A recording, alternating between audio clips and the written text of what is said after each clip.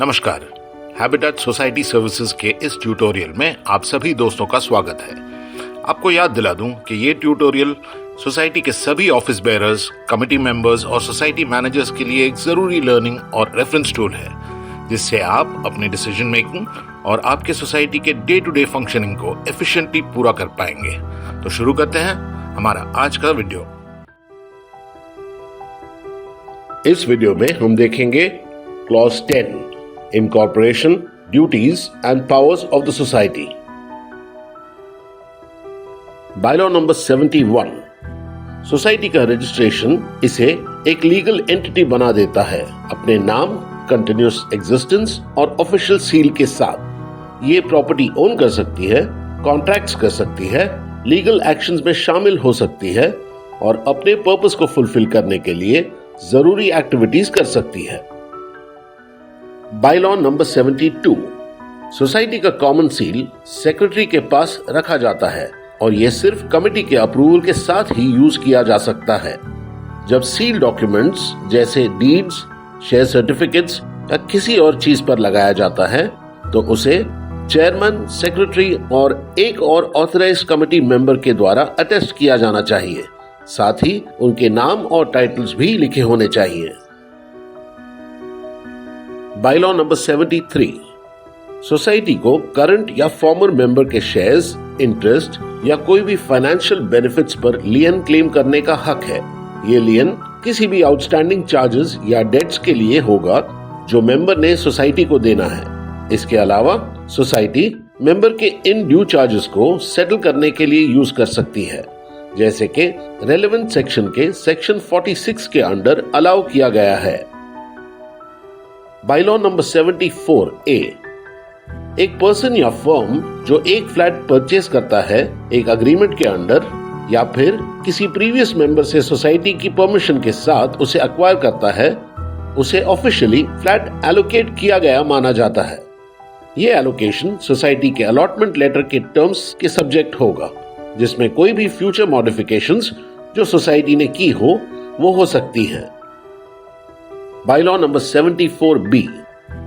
Society की building में flats की अलॉटमेंट 3 मेथड्स में से किसी एक पर बेस्ड होगी। 1, first come first served. 2, society की डिमांड्स का फुल पेमेंट। या 3, एक लॉटरी जैसे कि जनरल बॉडी मीटिंग द्वारा डिसाइड किया गया हो। सोसाइटी के सेक्रेटरी मेंबर्स को फॉर्मल अलॉटमेंट लेटर्स इशू करेंगे और उनसे कंफर्मेशन लेटर्स लेंगे। Bylaw number 74C। अगर एक मेंबर कमेटी द्वारा स्पेसिफाई किए गए टाइम के अंदर रिक्वायर्ड कॉल्स पे नहीं करता तो उनकी फ्लैट अलॉटमेंट कैंसिल कर दी जाएगी। सेक्रेटरी कमेटी के इंस्ट्रक्शंस के अकॉर्डिंग मेंबर को इस कैंसिलेशन के बारे में इन्फॉर्म करेंगे। अगर कैंसिल्ड मेंबर बाद में आउटस्टैंडिंग कॉल्स पे करता है तो कमेटी नेक्स्ट मीटिंग में अगर कोई फ्लैट अवेलेबल हो तो उन्हें दोबारा अलॉट करने पर कंसीडर कर सकती है। Bylaw number 74D। एक मेंबर अपने एलोकेटेड फ्लैट का तभी पोजीशन ले सकता है जब उसने अपने शेयर्स, कंस्ट्रक्शन कॉस्ट, कोई भी आउटस्टैंडिंग लोन इंस्टॉलमेंट्स और सोसाइटी द्वारा रूल्स के अकॉर्डिंग मांगी गई कोई भी चार्जेस का फुल पेमेंट कर दिया हो। Bylaw number 74E। एक मेंबर अपने फ्लैट या यूनिट को अलॉटमेंट लेटर में स्टेटेड पर्पस के अलावा किसी और पर्पस के लिए यूज नहीं कर सकता जब तक कि वो पहले कमेटी से लिखित परमिशन ना ले ले। Bylaw number 75A। Society building का स्ट्रक्चरल ऑडिट इस तरह से करेगी। 1, बिल्डिंग्स जिनकी एज 15 से 30 साल हो, 5 साल में एक बार। 2, बिल्डिंग्स जिनकी एज 30 साल से ज्यादा हो, 3 साल में एक बार। बी, म्युनिसिपल कॉर्पोरेशन लिमिट्स में जो सोसाइटीज है उनका स्ट्रक्चरल ऑडिट कॉर्पोरेशन के अप्रूव्ड इंजीनियर्स द्वारा किया जाएगा। बाकी सोसाइटीज के लिए ये structural audits government approved structural engineers या आर्किटेक्ट्स द्वारा किए जाएंगे और उनका रिकॉर्ड मेंटेन किया जाएगा। सी, सोसाइटी स्टेट फायर पॉलिसी के अकॉर्डिंग पीरियोडिकल फायर ऑडिट करेगी और उसका भी रिकॉर्ड मेंटेन किया जाएगा। D, society periodical lift inspection करेगी और उसका रिकॉर्ड मेंटेन करेगी। Bylaw number 76। Committee local authorities से ऑक्यूपेशन या कंप्लीशन सर्टिफिकेट मिलने के बाद अलॉटमेंट रजिस्टर को रेगुलरली रिव्यू करेगी।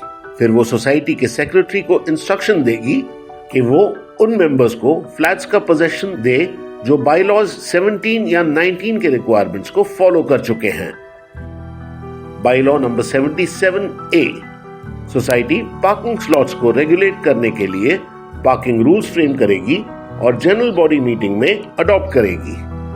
बी, पार्किंग स्पेस की allotment committee first come first serve basis पर करेगी अवेलेबल पार्किंग स्लॉट्स के लिए, लेकिन मेंबर को सोसाइटी द्वारा अलॉट किए गए पार्किंग स्लॉट को बेचने या ट्रांसफर करने का कोई हक नहीं होगा। सी, कोई भी मेंबर अपने लिए सोसाइटी द्वारा ऑफिशियली अलॉट किए गए पार्किंग स्लॉट से ज्यादा पार्किंग स्लॉट्स का यूज नहीं कर सकते। बायलॉ नंबर 78, सोसाइटी अपने कंपाउंड में पार्किंग स्पेसेस या ओपन एरियाज को नंबर करेगी और मार्क करेगी ताकि मेंबर्स को कोई इनकन्वीनियंस ना हो। कमिटी का काम होगा ये इंश्योर करना कि स्पेसेस को मेंबर्स अपने डेजिग्नेटेड पर्पस के लिए सही तरह से यूज करें। बायलॉ नंबर 79, जो मेंबर के पास व्हीकल है उन्हें पार्किंग स्लॉट के लिए एलिजिबल माना जाएगा। नॉर्मली कोई भी मेंबर को एक से ज्यादा पार्किंग स्लॉट नहीं अलॉट किया जाएगा। व्हीकल्स उनके अपने हो सकते हैं या उन्हें उनके एम्प्लॉयर या जिस फर्म के वो पार्टनर हैं या जिस कंपनी में वो डायरेक्टर हैं उनके द्वारा अलॉट की गई होगी। अगर कोई पार्किंग स्लॉट्स अनअलॉटेड रह जाते हैं एप्लीकेंट्स की कमी के वजह से, तो एडिशनल पार्किंग स्लॉट्स उन मेंबर को दी जाएगी जो ऑलरेडी एक स्लॉट के साथ अलॉटेड है। ये एडिशनल पार्किंग स्लॉट्स का अलॉटमेंट ईयरली बेसिस पर किया जाएगा, बस ये इंश्योर करते हुए कि ये स्लॉट्स उन मेंबर को ना दिए जाएं जिन्हें एक भी पार्किंग स्लॉट अलॉट नहीं किया गया है।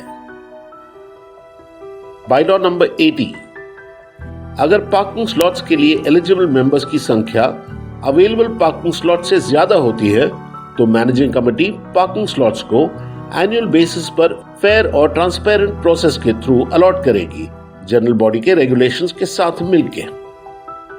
बायलॉ नंबर 81, जो मेंबर पार्किंग स्लॉट चाहते हैं वो सोसाइटी के सेक्रेटरी को एप्लीकेशन दे सकते हैं जिसमें जरूरी डिटेल्स दिए जाएंगे।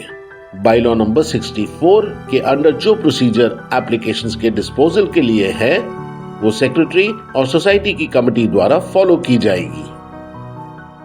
बायलॉ नंबर 82, हर मेंबर को अपने अलॉटेड पार्किंग स्लॉट्स के लिए पार्किंग चार्जेस देने होंगे, जो रेट जनरल बॉडी की मीटिंग में डिसाइड किया जाएगा, चाहे वो अपना व्हीकल एक्चुअल में वहां पार्क करें या ना करें।